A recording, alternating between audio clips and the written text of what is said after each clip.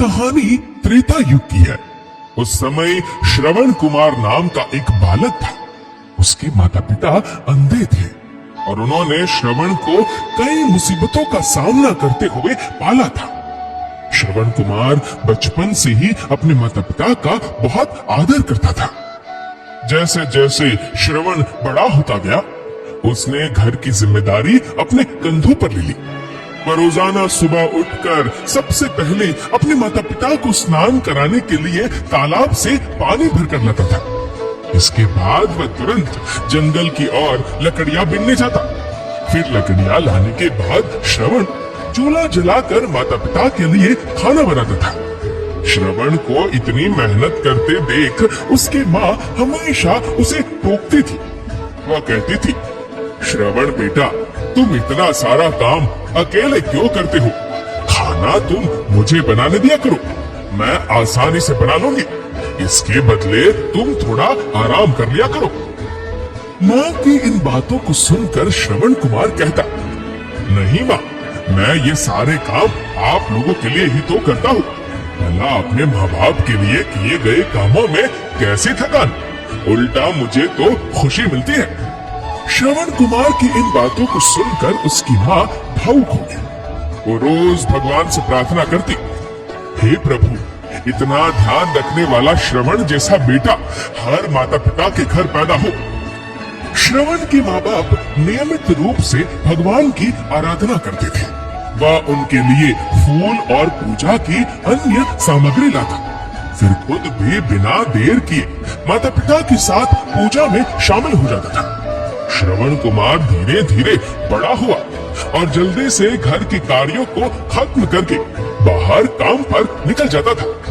एक दिन श्रवण अपने माता पिता के साथ बैठा था। तभी उन्होंने श्रवण से कहा, बेटा, तुमने हमारी हर ख्वाहिश पूरी की है। अब हमारी केवल एक ही इच्छा है जिसे हम पूरी करना चाहते हैं। ये सुन श्रवण ने उनसे पूछा, ऐसी कौन सी इच्छा बाकी है जिसे आप पूरा करना चाहते हैं? आप केवल आदेश दें, मैं आपकी हर ख्वाहिश को पूरा करूंगा। इस पर श्रवण के पिता ने कहा, बेटा, अब हम बूढ़े हो चुके हैं और हम चाहते हैं कि मरने से पहले तीर्थ यात्रा के लिए जाएं। भगवान के शरण में जाकर हमें सुकून की प्राप्ति होगी। अपने माँ बाप की बात सुनकर श्रवण कुमार सोचने लग गया कि वह उनकी इस इच्छा को कैसे पूरा करेगा। उस समय बस और ट्रेन की सुविधा नहीं थी, साथ ही उसके माता पिता देख भी नहीं सकते थे। ऐसे में उन्हें तीर्थ यात्रा कराना भला कैसे संभव हो पाता? तभी श्रवण कुमार को एक तरकीब सूझी। वह तुरंत बाहर गया और वहां से 2 बड़ी टोकरी लेकर आया। उसने उन दोनों टोकरियों को एक मजबूत डंडे में मोटी रस्सी के सहारे लटकाकर एक बड़ा सा तराजू बना लिया। फिर श्रवण कुमार ने उस तराजू में अपने माँ बाप को बारी बारी से गोद में उठाकर बैठा दिया। उसके बाद तराजू को अपने कंधों पर लेकर उन्हें तीर्थ यात्रा पर लेकर निकल पड़ा। वह लगातार कुछ दिनों तक अपने माता पिता को एक के बाद एक सभी पवित्र स्थलों पर घुमाने लगा। इस दौरान श्रवण कुमार ने अपने माता पिता को प्रयाग से लेकर काशी तक के दर्शन कराए। माता पिता को घुमाते समय श्रवण कुमार उन्हें उन जगहों के बारे में भी बताते चलता था, क्योंकि वह आंखों से उस दृश्य को नहीं देख सकते थे। अपनी बेटी की मेहनत को देख उसके माता पिता बहुत खुश थे। उन्होंने एक दिन श्रवण से कहा, बेटा, हम देख नहीं सकते, लेकिन कभी भी हमें इस बात का दुख नहीं हुआ। तुम हमारे लिए हमारी आंखें हो। तुमने हमें जिस तरह सारे पवित्र स्थानों की कथा सुनाकर उनके दर्शन कराए हैं, ऐसा लगता है जैसे कि हमने सच में प्रभु के दर्शन अपनी आंखों से किया हो। अपने माता पिता की बातें सुनकर श्रवण ने कहा, आप लोग ऐसी बातें न करें। बच्चों के लिए माता पिता कभी भी बोझ नहीं होते, ये तो बच्चों का धर्म होता है। एक दिन श्रवण कुमार आराम करने के लिए अयोध्या के पास अपने माता पिता के साथ रुका। तभी उसकी माँ ने पानी पीने की इच्छा जताई। श्रवण को पास में ही एक नदी दिखाई दी। उसने अपने माता पिता से कहा, आप दोनों यहाँ आराम करें, मैं आप लोगों के लिए अभी पानी लेकर आता हूँ। नदी के पास पहुंचकर श्रवण कुमार कमंडल में पानी भरने लगा। उसी जंगल में अयोध्या के राजा दशरथ शिकार के लिए पहुंचे थे। पानी में हलचल की आवाज सुनकर उन्हें लगा कि कोई जानवर पानी पीने आया है। उन्होंने बिना देखे केवल ध्वनि सुनकर ही अपना तीर चला दिया। दुर्भाग्य से वह सीधे श्रवण कुमार को लग गया। तीर लगते ही वह चीख पड़ा। इसके बाद राजा दशरथ जब अपने शिकार को देखने पहुंचे तो वहां श्रवण था। वो तुरंत श्रवण कुमार के नजदीक पहुंचे और कहा, मुझसे बहुत बड़ी भूल हो गई, मुझे माफ कर दीजिए। मुझे बिल्कुल नहीं पता था कि यहाँ कोई मानव होगा। मैं इस गलती का पश्चाताप करने के लिए क्या करूं कि तुम मुझे माफ कर दो। तभी करहाते हुए श्रवण कुमार ने कहा, यहाँ से थोड़ी ही दूर जंगल में मेरे माता पिता बैठे हैं, उन्हें काफी प्यास लगी है। आप उन तक ये पानी पहुंचा दीजिए और मेरे बारे में उन्हें कुछ भी न बताइए। इतना कहते कहते श्रवण कुमार की सांसें रुक गई। श्रवण कुमार की मौत से राजा दशरथ सुन्न पड़ गए। इसी तरह वो श्रवण कुमार के बताए अनुसार जल लेकर उसके माता पिता के पास पहुंचे। श्रवण के माता पिता अपने बेटे की आहट को बखूबी पहचानते थे। जब राजा दशरथ उनके करीब पहुंचे तो उन्होंने आश्चर्य से पूछा, तुम कौन हो और हमारे श्रवण को क्या हुआ, वह क्यों नहीं आया? राजा दशरथ उनके सवालों का जवाब नहीं दे पाए। उन्होंने चुपचाप पानी उनकी तरफ बढ़ा दिया। तभी श्रवण की माँ ने चिंतित स्वर में जोर से कहा, तुम कौन हो और मेरा बेटा कहाँ है, ये बताते क्यों नहीं हो? श्रवण की माँ की चिंता देखकर राजा दशरथ ने कहा, माँ मुझे माफ कर दीजिए। शिकार करने के लिए मैंने जो तीर चलाया था वो सीधे आपके बेटे श्रवण को जा लगा। उसने मुझे आप लोगों के बारे में बताया, इसलिए मैं यहाँ पानी लेकर चला आया। इतना कहकर राजा दशरथ चुप हो गए। राजा दशरथ की बात सुनकर श्रवण की माँ जोर जोर से रोने लगी। उन दोनों ने अपने बेटे की मौत के गम में राजा दशरथ के लाए हुए पानी को हाथ तक नहीं लगाया। श्रवण के पिता ने तभी राजा दशरथ को पुत्र वियोग का श्राप दे दिया। कुछ ही देर बाद श्रवण के माता पिता ने अपने प्राण त्याग दिए।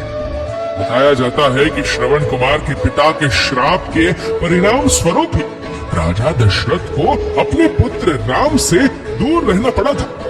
राजा दशरथ के इस श्राप को पूरा करने के लिए भगवान राम को 14 वर्षों का वनवास हुआ, जिसका माध्यम दशरथ की पत्नी कैकेयी बनी। श्रवण के पिता की ही तरह राजा दशरथ भी अपने बेटे से दूरी को बर्दाश्त नहीं कर पाए और उन्होंने अपने प्राण त्याग दिए।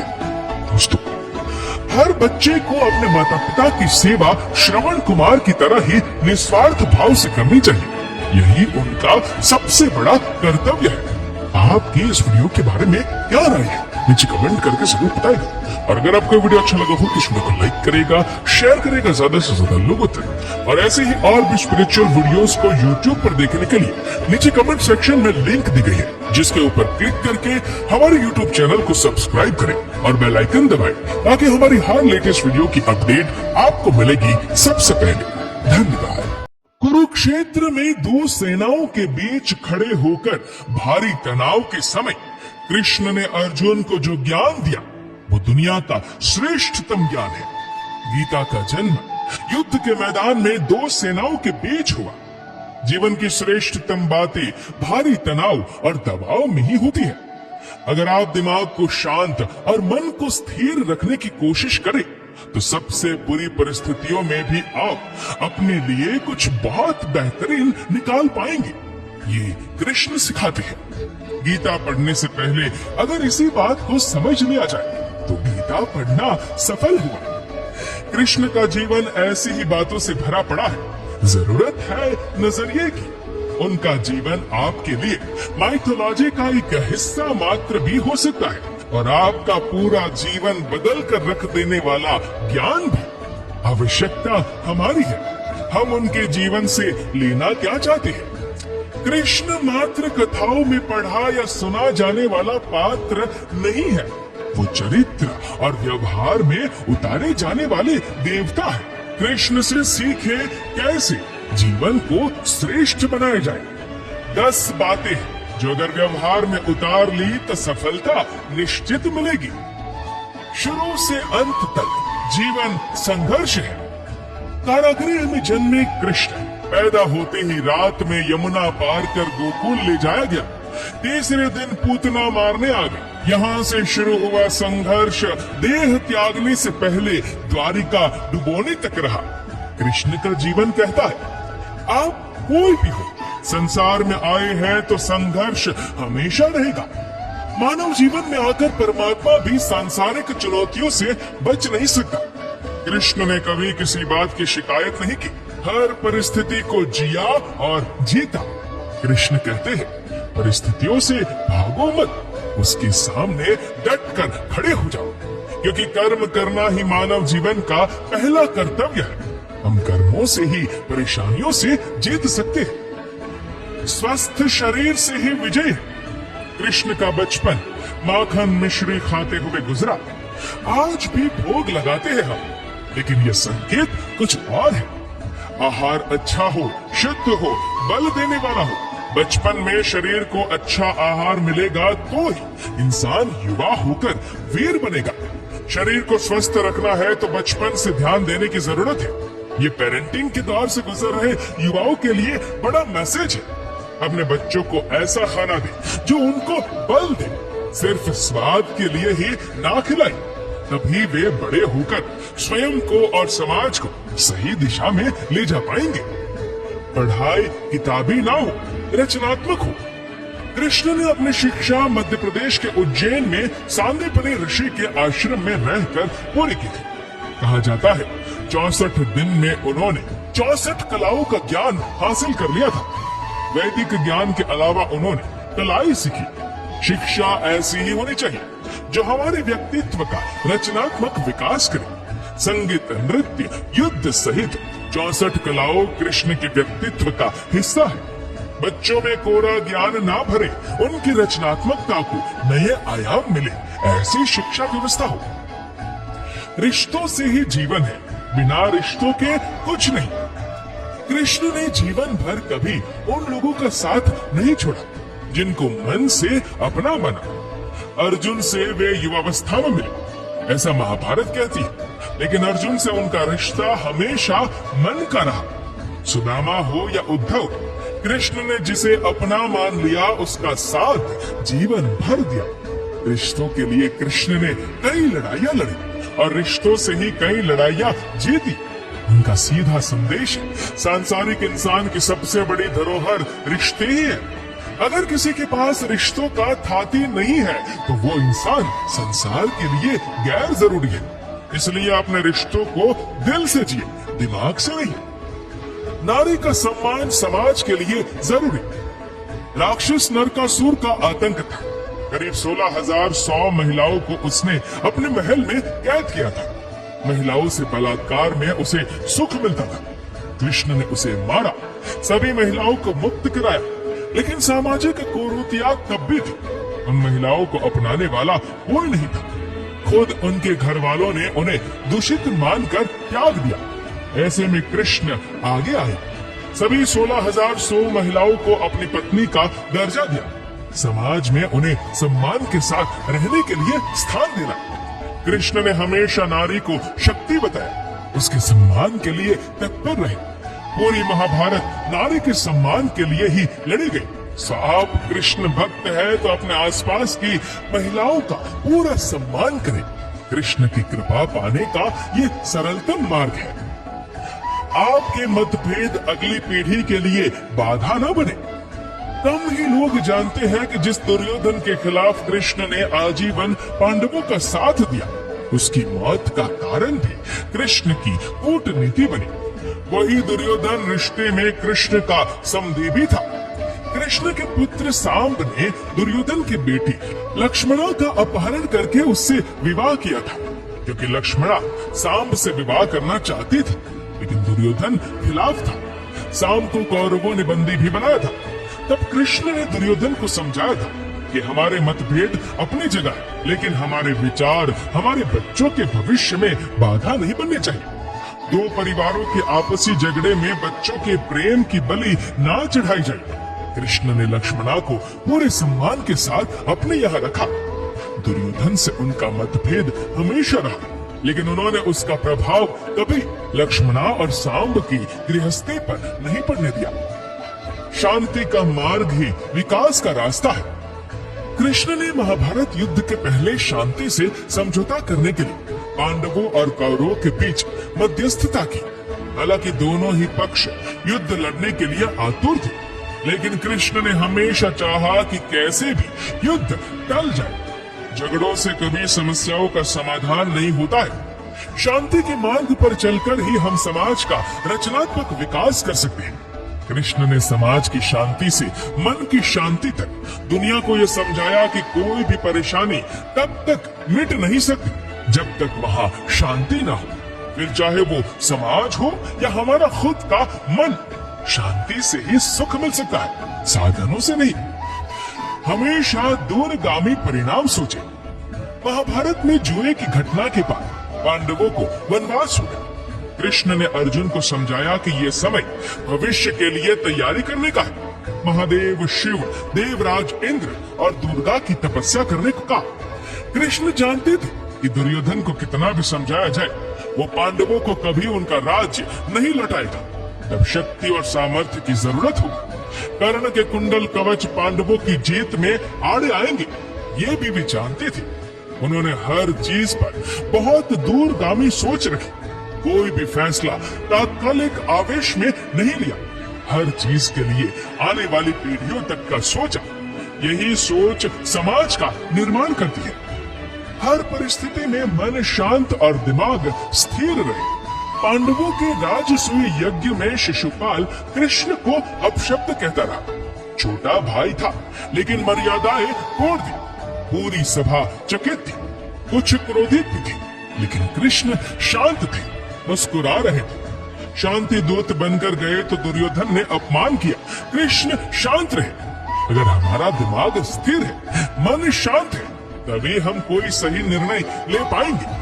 आवेश में हमेशा हादसे होते हैं, ये कृष्ण सिखाते हैं। विपरीत परिस्थितियों में भी कभी विचलित नहीं होने का गुण कृष्ण से बेहतर कोई नहीं जानता। लीडर बने, श्रेय लेने की होड़ से बचे। कृष्ण ने दुनिया भर के राजाओं को जीता था। जहाँ ऐसे राजाओं का राज था जो भ्रष्ट थे, जैसे जरासंध, लेकिन कभी किसी राजा का सिंहासन नहीं छीना। कृष्ण के पूरे जीवन में कभी ऐसा नहीं हुआ कि उन्होंने किसी राजा को मारकर उसका शासन खुद लिया। जरासंध को मारकर उसके बेटे को राजा बनाया, जो चरित्र का अच्छा था। सभी जगह ऐसे लोगों को बैठाया जो धर्म को जानते थे। कभी किंग नहीं बने, हमेशा किंग मेकर की भूमिका में रहे। महाभारत युद्ध में भी खुद हथियार नहीं उठाया, पूरा युद्ध कूटनीति से लड़ा। पांडवों को सलाह देते रहे, लेकिन जीतने का श्रेय भीम और अर्जुन को दिया। दोस्तों, इस वीडियो को लेकर आपकी क्या राय है, नीचे कमेंट करके जरूर बताएगा। और अगर आपको वीडियो अच्छा लगा हो तो इस वीडियो को लाइक करेगा, शेयर करेगा ज्यादा से ज्यादा लोगों तक। और ऐसे ही और भी स्पिरिचुअल वीडियोस के लिए सब्सक्राइब करें हमारे यूट्यूब चैनल को और फेसबुक पर फॉलो करें हमारे पेज को। धन्यवाद।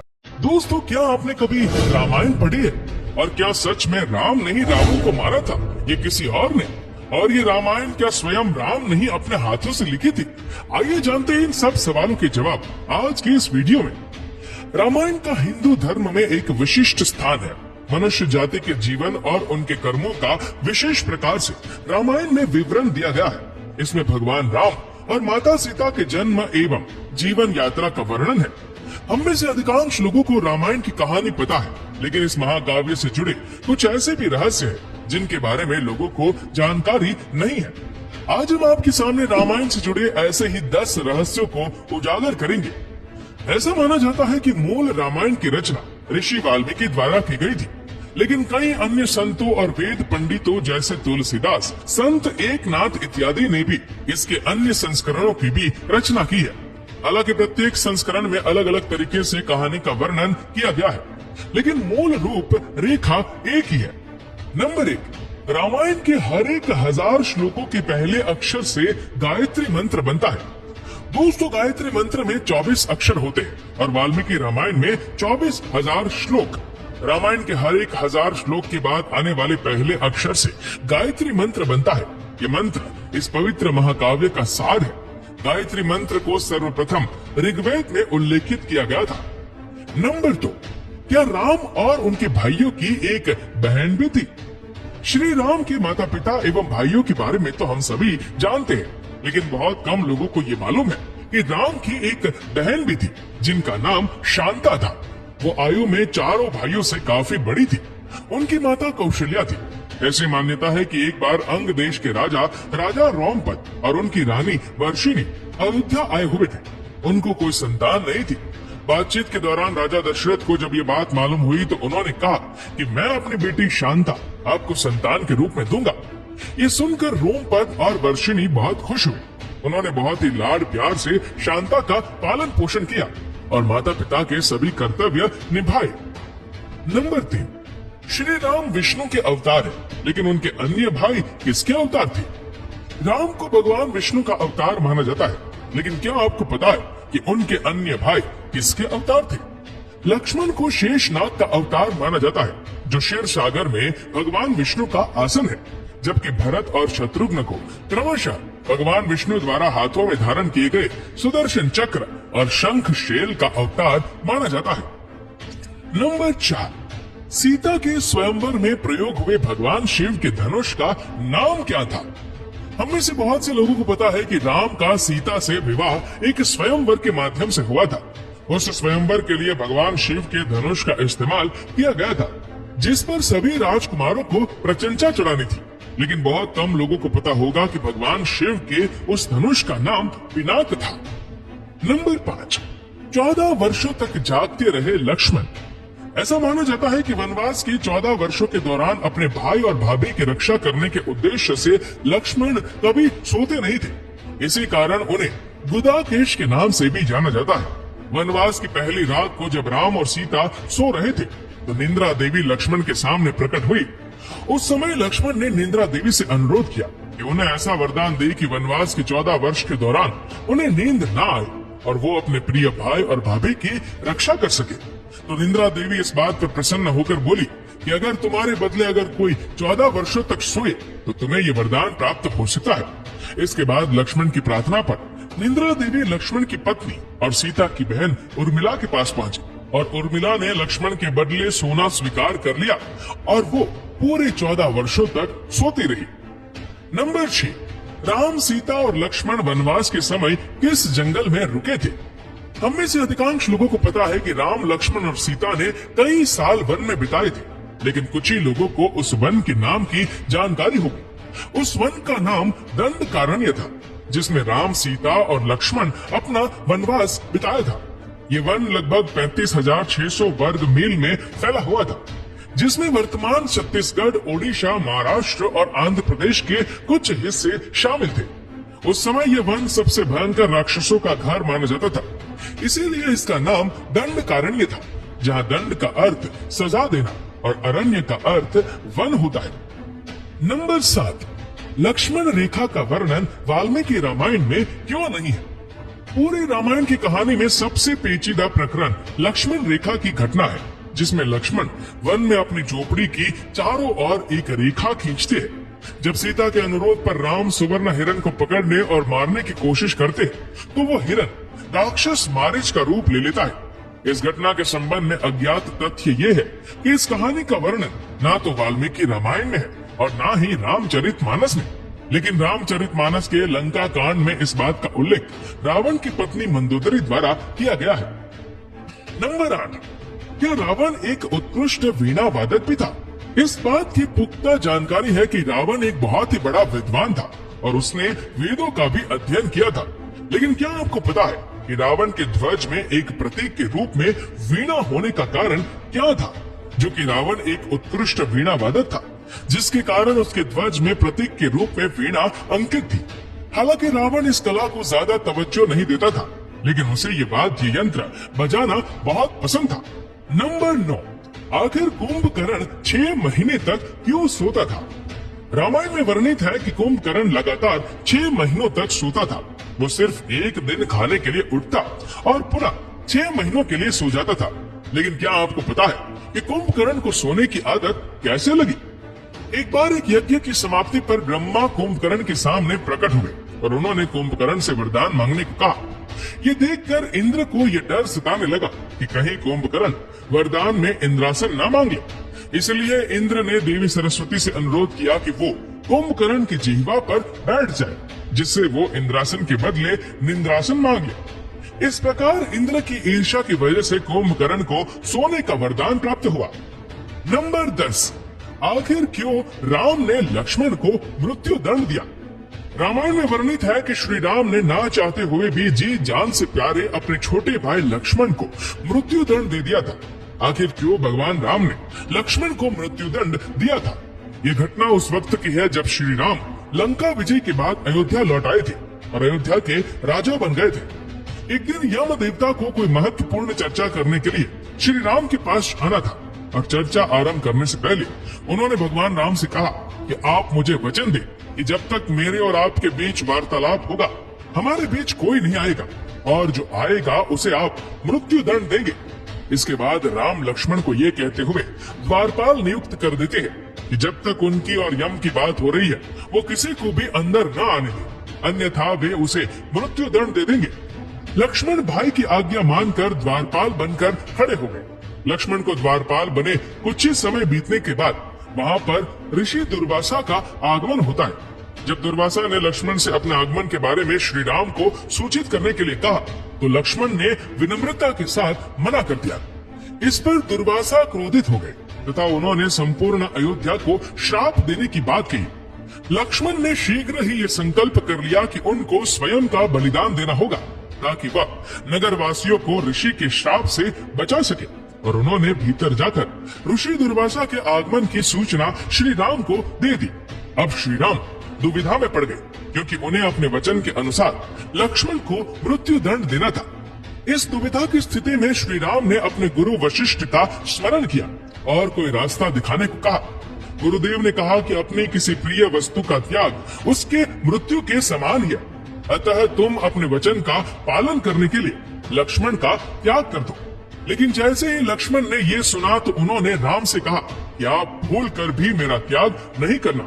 आपसे दूर रहने से तो ये अच्छा है कि मैं अपने वचन का पालन करते हुए मृत्यु को गले लगा लूं। ऐसा कहकर लक्ष्मण ने जल समाधि ले ली। तो दोस्तों, यही थे वो रामायण के 10 रहस्य जिसके बारे में आपने शायद ही कभी सुना होगा। आपको ये वीडियो कैसा लगा हमें नीचे कमेंट करके जरूर बताएगा। और अगर आपको वीडियो अच्छा लगा हो तो वीडियो को लाइक करेगा, शेयर करेगा ज्यादा से ज्यादा लोगों तक। ऐसे ही और भी रोचक जानकारियों के लिए फॉलो करें हमारे पेज को और ऐसे ही और भी वीडियोस को यूट्यूब पर देखने के लिए नीचे कमेंट सेक्शन में लिंक दी गई है जिसके ऊपर क्लिक करके हमारे चैनल को आप सब्सक्राइब करें और बेल आइकन दबाएं ताकि हमारे हर लेटेस्ट वीडियो की अपडेट आपको मिलेगी सबसे पहले। धन्यवाद।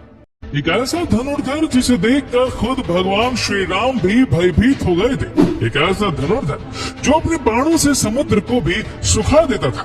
एक ऐसा धनुर्धर जिसके डर से स्वयं श्री कृष्ण भी रण छोड़कर भाग गए थे। एक ऐसा भी धनुर्धर था जो क्षण भर में पूरी सृष्टि का विनाश कर सकता था। आखिर कौन थे ये 10 सबसे शक्तिशाली धनुर्धर जिनके शक्ति के आगे देवता भी नतमस्तक हो जाते थे? आखिर कौन थे सर्वश्रेष्ठ धनुर्धर? क्या अर्जुन सर्वश्रेष्ठ थे? नहीं। क्या कर्ण सर्वश्रेष्ठ थे? नहीं। आप जितना भी सोचेंगे लेकिन अंदाजा नहीं लगा पाएंगे कि कौन थे पौराणिक काल के सर्वश्रेष्ठ धनुर्धर। उसके जैसा धनुर्धर आज तक कभी नहीं हुआ है और ना कभी होगा। जानने से पहले जय श्री राम कमेंट करना मत भूलिएगा। भगवान श्री राम की कृपा आप पर सदैव बनी रहेगी।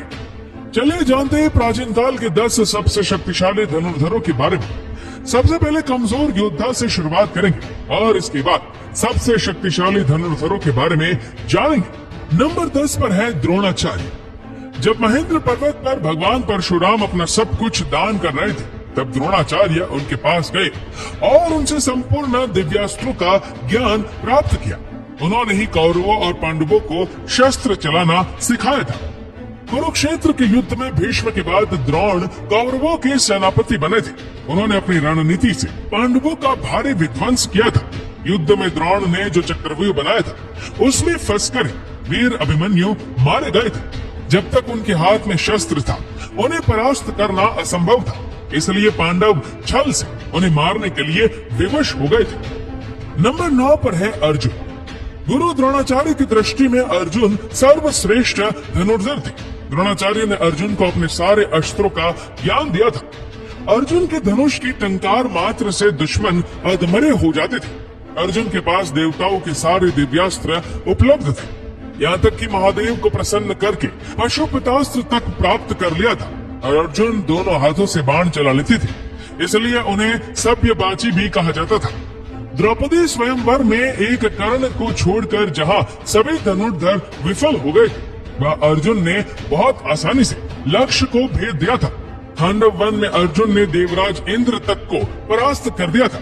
जिन निवात कवच राज्यों को रावण भी नहीं हरा पाया था, उन्हें अर्जुन ने एक क्षण में परास्त कर दिया था। नंबर 8 पर है भीष्म पितामह। भीष्म देवी गंगा के पुत्र थे। उनके गुरु स्वयं परशुराम जी थे। एक बार तो अपने गुरु परशुराम के साथ ही पितामह भीष्म का एक भयानक युद्ध हुआ था। युद्ध में भीष्म और परशुराम जी एक दूसरे पर महाविनाशकारी अस्त्र चला रहे थे, लेकिन इस युद्ध का कोई परिणाम नहीं निकल रहा था। आखिर में इस युद्ध को रोकने के लिए देवताओं को आना पड़ा था। जब कुरुक्षेत्र का युद्ध शुरू हुआ था तब पितामह भीष्म कौरवों के प्रथम सेनापति बने थे। भीष्म की बहनों के आगे पांडव पक्ष का कोई भी योद्धा टिक नहीं पाया।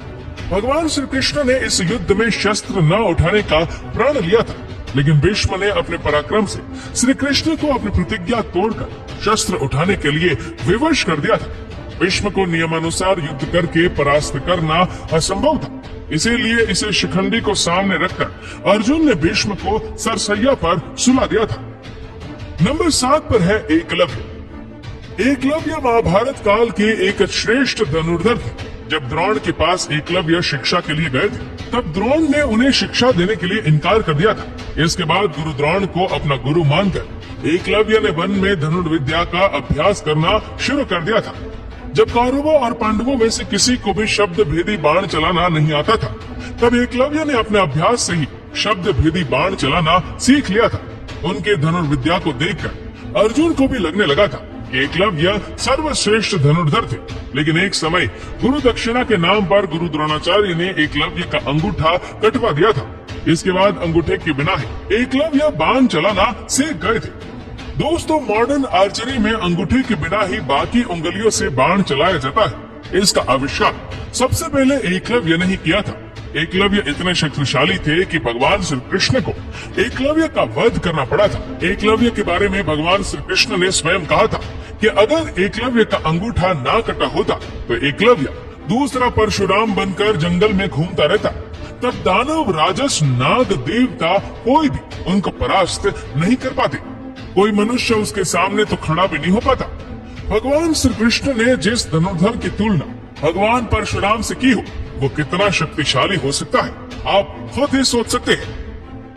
नंबर 6 पर है बर्बरीक। बर्बरीक घटोत्कच के पुत्र थे। उनके पास ऐसे 3 बाण थे जिसके सहारे वो पल भर में कुरुक्षेत्र के युद्ध को खत्म कर सकते थे। बर्बरीक के 3 बाण के बारे में जानकर भगवान श्री कृष्ण भी चिंतित हो गए थे, जिसके कारण उन्होंने दान में बर्बरीक का शीश मांग लिया था। इसके बाद से खाटू श्याम के नाम से इस धरती पर बर्बरीक की पूजा होती है। नंबर 5 पर है मेघनाद। रावण के पुत्र मेघनाद महावीर थे। अपने पराक्रम से उसने देवताओं को परास्त करके इंद्रदेव को बंदी बना लिया था। इसके बाद उसका नाम इंद्रजीत हो गया। उसके पास ब्रह्मास्त्र, वैष्णवास्त्र और पशुपतास्त्र, इन तीनों वस्त्रों का ज्ञान था। लक्ष्मण से युद्ध के दौरान उसने लक्ष्मण जी पर ब्रह्मास्त्र, वैष्णवास्त्र और पशुपतास्त्र चलाया था।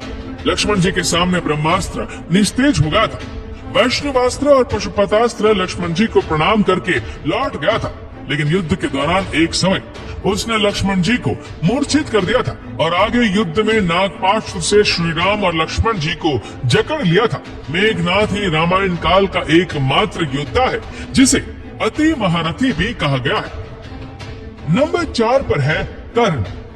सूर्यपुत्र कर्ण महाभारत काल के एक ऐसे योद्धा थे जिसके पास ऐसे दिव्य कवच और कुंडल थे जिसे किसी भी अस्त्र से भेदा नहीं जा सकता था। इसलिए युद्ध से पहले देवराज इंद्र ने छल से कर्ण का कवच और कुंडल छीन लिया था। लेकिन कवच और कुंडल के बिना ही कर्ण महाशक्तिशाली थे और अंतिम युद्ध में जब कर्ण और अर्जुन का आमना सामना हुआ था तब कर्ण ने 11 बार अर्जुन के गांडीव धनुष के प्रत्यष्टा को काट डाला था। अर्जुन के ब्रह्मास्त्र को कर्ण ने साधारण बाणों से ही काट डाला था। इस युद्ध के दौरान कर्ण ने अपने सर्प बाण से अर्जुन को लगभग मार ही डाला था। अगर भगवान श्री कृष्ण अर्जुन की रक्षा ना करते तो अर्जुन कर्ण के हाथों जरूर मार जाते। जब तक कर्ण के हाथ में शस्त्र था तब तक कर्ण को किसी तरह से परास्त नहीं किया जा सकता था। इसलिए जब कर्ण निशस्त्र थे तब अर्जुन को छल से कर्ण का वध करना पड़ा था। नंबर 3 पर है लक्ष्मण जी। शेषनाग के अवतार लक्ष्मण जी महापराक्रमी थे। उनकी रेखा में भी इतनी शक्ति थी कि रावण भी उसे मार नहीं सकता था। शास्त्रों के अनुसार वह एक श्रेष्ठ धनुर्धर थे। रावण की महाबलशाली पुत्र इंद्र को परास्त करने वाले इंद्रजीत का वध वही कर सकते थे जिसने 14 वर्ष तक सोया नहीं हो, जिसने 14 वर्ष तक किसी स्त्री का मुख न देखा हो, जिसने 14 वर्ष तक भोजन न किया, और वो कोई और नहीं था, केवल लक्ष्मण जी थे। और उन्होंने मेघनाद का वध भी किया था। रावण के शक्तिशाली पुत्र अधिकाय का भी वध लक्ष्मण जी ने ही किया था। युद्ध के दौरान एक बार लक्ष्मण जी ने रावण को भी मूर्छित कर दिया था। नंबर 2 पर है भगवान श्री राम। भगवान श्री राम भगवान विष्णु के अवतार मर्यादा पुरुषोत्तम महावीर श्री राम की शक्ति का कोई अंत नहीं था। स्वयंवर में जब शिव धनुष की प्रत्यंचा चढ़ाने गए थे तब उनकी शक्ति से शिव धनुष टूट गया था। ऐसा कहा जाता है कि कोई अस्त्र नहीं था जो श्री राम के पास नहीं था। जब समुद्र ने लंका जाने के लिए श्री राम को मार्ग नहीं दिया तब उन्होंने अपने बाणों से ही समुद्र को सुखाने का विचार किया। श्री राम को धनुष पर बाण का संधान करता देख समुद्र भयभीत होकर उनके सामने प्रकट हो गया था। श्री राम ने अपने बाणों से रावण और कुंभकर्ण जैसे न जाने कितने राक्षसों को यमलोक भेज दिया था। नंबर 1 पर है देव के देव महादेव। संपूर्ण ब्रह्मांड और धनुर्वेद की सृष्टि महादेव से ही हुआ है। वो ही इस सृष्टि की शुरुआत है और वो ही इसका अंत है। उनकी शक्ति अनंत है और वो पल भर में किसी का भी विनाश कर सकते हैं। इसलिए वो ही सर्वश्रेष्ठ धनुर्धर है। अगर आप महादेव के सच्चे भक्त हैं तो हर हर महादेव कमेंट करना बिल्कुल भी मत भूलिएगा। भगवान भोलेनाथ की कृपा आपके घर परिवार पर सदैव बनी रहेगी। आपके अनुसार सर्वश्रेष्ठ धनुर्धर कौन थे? कमेंट करके जरूर बताएगा। और अगर आपको वीडियो अच्छा लगा हो तो इस वीडियो को लाइक करेगा, शेयर करेगा ज्यादा से ज्यादा लोगों तक, और ऐसे ही और भी स्पिरिचुअल वीडियोस के लिए सब्सक्राइब करें हमारे यूट्यूब चैनल को और फेसबुक फॉलो करें हमारे पेज को। धन्यवाद। आखिर क्यों नहीं किया भगवान श्री कृष्ण ने राधा से विवाह? आखिर किस ऋषि ने दिया था राधा को श्राप जिसकी वजह से राधा श्री कृष्ण को ना पा सकी? ऐसी कौन सी गलती की थी राधा ने जिसे देखकर श्री कृष्ण ने विवाह के लिए साफ साफ मना कर दिया? धार्मिक ग्रंथों के मुताबिक श्री कृष्ण को अपार प्रेम का प्रतीक माना जाता है और पुराण के अनुसार ऐसा बताया जाता है कि श्री कृष्ण की 16,108 रानियां थी, जिनमें से रुक्मणी और सत्यभामा उनकी सबसे मनपसंद रानियां थी। इसके अलावा ये भी बताया जाता है कि श्री कृष्ण अपने बचपन में गोपियों के साथ गोकुल में रास लीलाएं किया करते थे, जिनकी कहानियां आज भी सबसे ज्यादा मशहूर है। लेकिन दोस्तों, क्या आपको ये पता है कि सभी को प्रेम सिखाने वाले श्री कृष्ण का नाम आज भी केवल और केवल राधा जी के साथ ही क्यों लिया जाता है? आपने जब भी श्री कृष्ण भक्तों को देखा होगा तो गौर किया होगा कि वो हमेशा ही राधे श्याम का नाम ही जाप करते हैं। इस दुनिया में जब भी श्री कृष्ण और राधा जी के प्रेम का कहीं जिक्र किया जाता है तो सभी के मन में अक्सर ये सवाल उठता है कि जब आखिर श्री कृष्ण और राधा जी के बीच इतना अधिक प्रेम था तो इन दोनों ने आपस में विवाह क्यों नहीं किया? दोस्तों, अगर आप भी जानना चाहते हैं श्री कृष्ण और राधा जी का विवाह किन कारणों से नहीं हो पाया तो बने रहे हमारे साथ वीडियो के अंत तक। दोस्तों, पद्म पुराण के अनुसार ऐसा बताया जाता है कि राधा जी वृषभानु नाम के ग्वालियर की बेटी थी और उनका जन्म यमुना नदी के पास रावण नाम के एक गांव में हुआ था। कुछ समय बाद राधा जी के पिता बरसाना गांव में आकर बस गए थे, लेकिन दूसरी तरफ कुछ विद्वानों का ऐसा मानना है कि राधा जी का जन्म बरसाना गांव में ही हुआ था। इसी के साथ ब्रह्म वैवर्त पुराण के अनुसार ये बताया गया है कि राधा जी श्री कृष्ण से उम्र में 5 साल बड़ी थी और उनकी सबसे अच्छी मित्र भी थी। ऐसा कहा जाता है कि जब श्री कृष्ण और राधा जी पहली बार मिले थे तो राधा जी श्री कृष्ण की एक झलक देखते ही उन पर मोहित हो गई और उन्होंने कृष्ण को पहली बार तब देखा जब माता यशोदा ने उन्हें माखन खाते हुए बांध लिया था। दोस्तों, जब श्री कृष्ण अपनी बांसुरी बजाते थे तो उनकी बांसुरी की धुन सुनते ही राधा जी दीवानी हो जाती थी और बेसुध होकर नाचने लगती थी। इसी के साथ साथ ये बताया जाता है कि राधा श्री कृष्ण की बांसुरी की धुन में इतना खो जाती थी कि उन्हें अपने घर का भी ध्यान नहीं रहता था। इस वजह से समाज के लोगों ने राधा जी को ताने मारना चालू कर दिया और इस बात को लेकर राधा जी के घर वालों ने उनका घर से निकलना भी बंद कर दिया था। लेकिन जब श्री कृष्ण जी को ये बात पता चली कि राधा जी के घर वालों ने उनका घर से निकलना तक बंद कर दिया है, तो उन्होंने ये बात यशोदा माता को बताई और वो राधा जी से विवाह करने की जिद करने लगे। लेकिन लाख कोशिश करने के बावजूद भी श्री कृष्ण माता यशोदा को नहीं मना पाए और माता यशोदा ने श्री कृष्ण को ये कहकर टाल दिया कि एक तरफ तो राधा जी उनसे उम्र में 5 साल बड़ी है और दूसरी तरफ उनका विवाह भी पहले से ही तय हो चुका है। यशोदा माता ने जब ये बात नंद महाराज को बताई तो उन्होंने विश्व कृष्ण को बहुत समझाया और राधा जी से विवाह ना करने की सलाह दी। लेकिन इतना समझाने के बावजूद भी जब श्री कृष्ण और राधा जी से विवाह की जिद नहीं छोड़ रहे थे तो फिर नंद महाराज कृष्ण को ऋषि गर्ग के पास ले गए और जब श्री कृष्ण ऋषि गर्ग के पास गए तो ऋषि गर्ग ने श्री कृष्ण को बताया कि उनके असली माता पिता देवकी और वासुदेव हैं, जिनको उनके मामा कंस ने बंदी बनाकर रखा है। इसी के साथ साथ ऋषि गर्ग ने श्री कृष्ण को ये भी समझाया कि उनका जन्म केवल और केवल दुष्टों का नाश और धर्म की स्थापना करने के लिए हुआ है। और जब ऋषि गर्ग ने श्री कृष्ण को उनकी वास्तविकता से परिचय कराया तभी से राधा जी और श्री कृष्ण के बीच दूरियां पैदा होने लगी। कुछ समय बाद जब श्री कृष्ण और बड़े हुए तो उन्हें कंस के बुलवाने पर वृंदावन छोड़कर जाना पड़ा।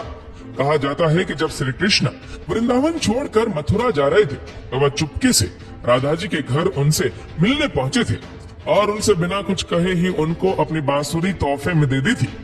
इसी के कुछ समय बाद ही श्री कृष्ण अपने बड़े भाई बलराम जी के साथ वृंदावन को छोड़कर मथुरा की ओर रवाना हुए और ऐसा बताया जाता है कि जब श्री कृष्ण वृंदावन को छोड़कर मथुरा चले गए तो राधा जी उनकी यादों में फूट फूट कर रोती थी और समाज के दबाव में आकर उन्हें ना चाहते हुए भी अपने पिता की इच्छा के अनुसार किसी और से विवाह करना पड़ा था।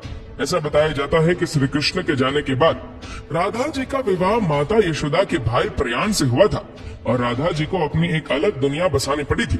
राधा जी का विवाह होने के बावजूद भी जब उन्हें श्री कृष्ण की याद आती थी तो अक्सर बांसुरी बजाकर उनकी यादों में लीन हो जाया करती थी।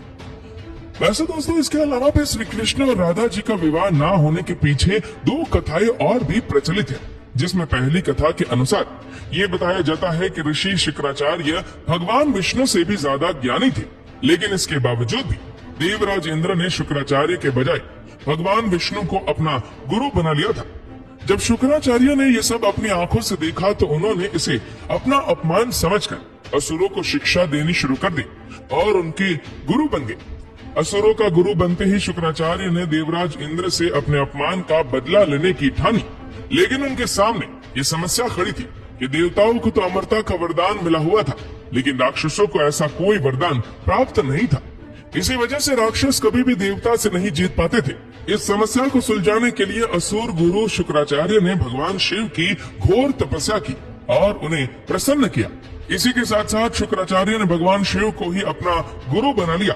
भगवान शिव को अपना गुरु बनाते ही शुक्राचार्य ने उनसे मृत संजीवनी वरदान पाने की सोची। आपको बता दें कि मृत संजीवनी वरदान एक ऐसा वरदान है जिससे किसी भी मरे हुए इंसान को वापस जिंदा किया जा सकता है। मृत संजीवनी वरदान के लिए जब शुक्राचार्य भगवान शिव की तपस्या करने जा रहे थे तो उन्होंने ये सभी राक्षसों को अपने माता पिता ऋषि भृगु और काव्य माता की कुटिया में रहने के लिए कहा, ताकि उनके होते हुए कोई भी देवता राक्षसों को नुकसान न पहुंचा सके। जब देवराज इंद्र को ये बात पता चली तो उन्होंने इस कुटिया पर हमला कर दिया हमला होते ही काव्या माता ने अपनी शक्तियों से एक ऐसा कवच बनाया जिससे कि कोई भी देवता किसी राक्षस को नुकसान न पहुंचा सके, और इस तरह से सभी देवता राक्षसों से हारने लगे। ये सब देखते हुए भगवान विष्णु ने देवताओं की मदद करने के लिए अपने सुदर्शन चक्र से काव्या माता का सिर धड़ से अलग कर दिया। हालांकि ऋषि भृगु ने अपने पत्नी यानी कि काव्यमती को कामधेनु गाय की मदद से वापस जिंदा तो कर लिया, लेकिन उसी के साथ साथ उन्होंने भगवान विष्णु को यह श्राप दिया कि उन्हें भी इस धरती पर जन्म लेकर पत्नी वियोग सहना पड़ेगा। और दोस्तों, बताया जाता है कि ऋषि भृगु के द्वारा दिए गए इसी श्राप की वजह से श्री कृष्ण जी का विवाह राधा जी से नहीं हो पाया था। ऐसा इसलिए क्योंकि भगवान विष्णु ने ही श्री कृष्ण के अवतार में इस धरती पर जन्म लिया था। जब दोस्तों श्री कृष्ण और राधा जी का विवाह ना हो पाने के पीछे एक और कथा भी काफी ज्यादा प्रचलित है, जिसके मुताबिक ऐसा बताया जाता है कि एक बार देवर्षि नारद को ये घमंड हो गया था कि खुद कामदेव भी उनकी तपस्या और ब्रह्मचारी को नहीं तोड़ सकते। ये सब देखते हुए भगवान विष्णु ने सोचा कि क्यों ना देवर्षि नारद का ये घमंड तोड़ा जाए। और जब देवर्षि नारद एक बार रास्ते में कहीं जा रहे थे तो उन्हें एक बहुत ही सुंदर नगर दिखाई दिया जहाँ माता लक्ष्मी के स्वयंवर का आयोजन किया जा रहा था। तब नारद मुनि उस नगर में गए और वो माता लक्ष्मी की एक झलक देखते ही उन पर मोहित हो गए। लक्ष्मी जी के रूप और सुंदरता को देखकर देवर्षि नारद का ब्रह्मचर्य तो भंग हो ही चुका था, इसलिए उन्होंने ये सोचा कि क्यों न इस स्वयंवर में हिस्सा ले लिया जाए। लेकिन इससे पहले देवर्षि नारद भगवान विष्णु के पास गए और उनसे कहा कि आप अपना सुंदर रूप मुझे दे दीजिए और मुझे हरि जैसा बना दीजिए। दोस्तों, आपको बता दें कि हरि का एक और अर्थ वानर होता है, लेकिन देवर्षि नारद ये बात नहीं जानते थे और भगवान विष्णु ने उन्हें एक वानर रूप दे दिया। जब लक्ष्मी जी स्वयंवर में आई तो देवर्षि नारद के वानर वाले रूप को देखकर उन्हें बहुत गुस्सा आया। इसी के साथ साथ देवर्षि नारद का स्वयंवर में खूब मजाक भी उड़ाया गया। उसी समय की बात है कि भगवान विष्णु भी एक राजा वेश रखकर उस स्वयंवर में आ गए और भगवान विष्णु के सुंदर रूप को देखते ही लक्ष्मी जी ने उन्हें अपने पति के रूप में चुन लिया। ये सब देखकर स्वयंवर में बैठे सभी लोग देवर्षि नारद की और भी ज्यादा हंसी उड़ाने लगे। उन्होंने कहा कि पहले जाकर अपना रूप तो देखो। जब देवर्षि नारद ने शीशे में जाकर अपना रूप देखा तो उन्हें अपना वानर वाला रूप देखकर बहुत गुस्सा आया। इसी के साथ साथ देवर्षि नारद भगवान विष्णु को भला बुरा कहने लगे और उन्हें श्राप दिया कि जिस तरह से मैं स्त्री वियोग में तड़प रहा हूं, उसी तरह तुम्हें भी अपने हर जन्म में स्त्री वियोग सहना पड़ेगा। लेकिन इसके कुछ समय बाद नारद मुनि को अपनी गलतियों का एहसास हुआ और उन्होंने भगवान विष्णु से इस बात के लिए क्षमा मांगी, जिसके बाद भगवान विष्णु ने नारद मुनि को क्षमा करते हुए ये बताया कि ये सब तो उनकी ही माया थी। वैसे दोस्तों, कमेंट करके बताइए कि आपको क्या लगता है, इनमें से किस श्राप के कारण श्री कृष्ण और राधा जी का विवाह नहीं हो पाया। जाने से पहले वीडियो को लाइक और शेयर जरूर करें और ऐसी और भी वीडियोस के लिए इस चैनल को सब्सक्राइब करें और बेल आइकन दबाएं ताकि हमारी हर लेटेस्ट वीडियो की अपडेट आपको मिलेगी सबसे पहले। धन्यवाद। एक ऐसा धनुर्धर जिसे देखकर खुद भगवान श्री राम भी भयभीत हो गए थे। एक ऐसा धनुर्धर जो अपने बाणों से समुद्र को भी सुखा देता था। एक ऐसा धनुर्धर जिसके डर से स्वयं श्री कृष्ण भी रण छोड़कर भाग गए थे।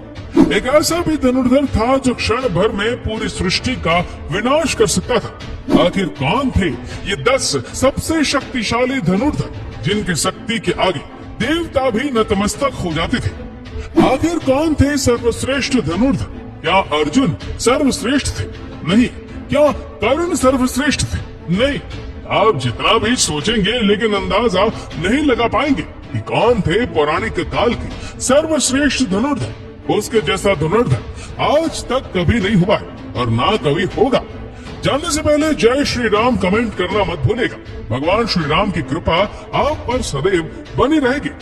चलिए जानते हैं प्राचीन काल के 10 सबसे शक्तिशाली धनुर्धरों के बारे में। सबसे पहले कमजोर योद्धा से शुरुआत करेंगे और इसके बाद सबसे शक्तिशाली धनुर्धरों के बारे में जानेंगे। नंबर 10 पर है द्रोणाचार्य।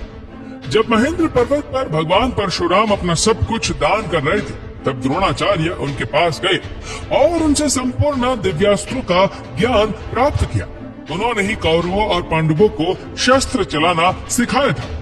कुरुक्षेत्र के युद्ध में भीष्म के बाद द्रोण कौरवों के सेनापति बने थे। उन्होंने अपनी रणनीति से पांडवों का भारी विध्वंस किया था। युद्ध में द्रोण ने जो चक्रव्यूह बनाया था उसमें फंसकर वीर अभिमन्यु मारे गए थे। जब तक उनके हाथ में शस्त्र था उन्हें परास्त करना असंभव था। इसलिए पांडव छल से उन्हें मारने के लिए विवश हो गए थे। नंबर 9 पर है अर्जुन। गुरु द्रोणाचार्य की दृष्टि में अर्जुन सर्वश्रेष्ठ धनुर्धर थे। द्रोणाचार्य ने अर्जुन को अपने सारे अस्त्रों का ज्ञान दिया था। अर्जुन के धनुष की टंकार मात्र से दुश्मन अधमरे हो जाते थे। अर्जुन के पास देवताओं के सारे दिव्यास्त्र उपलब्ध थे। यहाँ तक कि महादेव को प्रसन्न करके अशुभतास्त्र तक प्राप्त कर लिया था। और अर्जुन दोनों हाथों से बाण चला लेते थे, इसलिए उन्हें सभ्यबाची भी कहा जाता था। द्रौपदी स्वयंवर में एक कर्ण को छोड़कर जहाँ सभी धनुर्धर विफल हो गए, वहाँ अर्जुन ने बहुत आसानी से लक्ष्य को भेद दिया था। खांडव वन में अर्जुन ने देवराज इंद्र तक को परास्त कर दिया था। जिन निवात कवच राज्यों को रावण भी नहीं हरा पाया था, उन्हें अर्जुन ने एक क्षण में परास्त कर दिया था। नंबर 8 पर है भीष्म पितामह। भीष्म देवी गंगा के पुत्र थे। उनके गुरु स्वयं परशुराम जी थे। एक बार तो अपने गुरु परशुराम के साथ पितामह भीष्म का एक भयानक युद्ध हुआ था। युद्ध में भीष्म और परशुराम जी एक दूसरे पर महाविनाशकारी अस्त्र चला रहे थे, लेकिन इस युद्ध का कोई परिणाम नहीं निकल रहा था। आखिर में इस युद्ध को रोकने के लिए देवताओं को आना पड़ा था। जब कुरुक्षेत्र का युद्ध शुरू हुआ था, तब पितामह भीष्म कौरवों की प्रथम सेनापति बने थे। भीष्म की बहनों के आगे पांडव पक्ष का कोई भी योद्धा टिक नहीं पाया। भगवान श्री कृष्ण ने इस युद्ध में शस्त्र न उठाने का प्रण लिया था, लेकिन भीष्म ने अपने पराक्रम से श्री कृष्ण को अपनी प्रतिज्ञा तोड़कर शस्त्र उठाने के लिए विवश कर दिया था। भीष्म को नियमानुसार युद्ध करके परास्त करना असंभव था, इसीलिए इसे शिखंडी को सामने रखकर अर्जुन ने भीष्म को सरसैया पर सुला दिया था। नंबर 7 पर है एकलव्य। एकलव्य महाभारत काल के एक श्रेष्ठ धनुर्धर थे। जब द्रोण के पास एकलव्य शिक्षा के लिए गए थे, तब द्रोण ने उन्हें शिक्षा देने के लिए इनकार कर दिया था। इसके बाद गुरु द्रोण को अपना गुरु मानकर एकलव्य ने वन में धनुर्विद्या का अभ्यास करना शुरू कर दिया था। जब कौरवों और पांडवों में से किसी को भी शब्द भेदी बाण चलाना नहीं आता था, तब एकलव्य ने अपने अभ्यास से ही शब्द भेदी बाण चलाना सीख लिया था। उनके धनुर्विद्या को देखकर अर्जुन को भी लगने लगा था कि एकलव्य सर्वश्रेष्ठ धनुर्धर थे।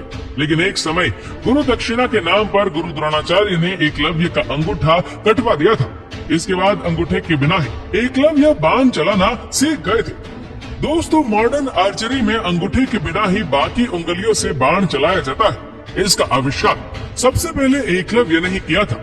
एकलव्य इतने शक्तिशाली थे कि भगवान श्री कृष्ण को एकलव्य का वध करना पड़ा था। एकलव्य के बारे में भगवान श्री कृष्ण ने स्वयं कहा था कि अगर एकलव्य का अंगूठा ना कटा होता तो एकलव्य दूसरा परशुराम बनकर जंगल में घूमता रहता। तब दानव, राजस, नाग, देवता कोई भी उनको परास्त नहीं कर पाते। कोई मनुष्य उसके सामने तो खड़ा भी नहीं हो पाता। भगवान श्री कृष्ण ने जिस धनुर्धर की तुलना भगवान परशुराम से की हो, वो कितना शक्तिशाली हो सकता है, आप खुद ही सोच सकते हैं। नंबर 6 पर है बर्बरीक। बर्बरीक घटोत्कच के पुत्र थे। उनके पास ऐसे 3 बाण थे जिसके सहारे वो पल भर में कुरुक्षेत्र के युद्ध को खत्म कर सकते थे। बर्बरीक के 3 बाण के बारे में जानकर भगवान श्री कृष्ण भी चिंतित हो गए थे, जिसके कारण उन्होंने दान में बर्बरीक का शीश मांग लिया था। इसके बाद से खाटू श्याम के नाम से इस धरती पर बर्बरीक की पूजा होती है। नंबर 5 पर है मेघनाथ। रावण के पुत्र मेघनाथ महावीर थे। अपने पराक्रम से उसने देवताओं को परास्त करके इंद्रदेव को बंदी बना लिया था। इसके बाद उसका नाम इंद्रजीत हो गया। उसके पास ब्रह्मास्त्र, वैष्णवास्त्र और पशुपतास्त्र, इन तीनों वस्त्रों का ज्ञान था। लक्ष्मण से युद्ध के दौरान उसने लक्ष्मण जी पर ब्रह्मास्त्र, वैष्णवास्त्र और पशुपतास्त्र चलाया था। लक्ष्मण जी के सामने ब्रह्मास्त्र निस्तेज हो गया था। वैष्णवास्त्र और पशुपतास्त्र लक्ष्मण जी को प्रणाम करके लौट गया था।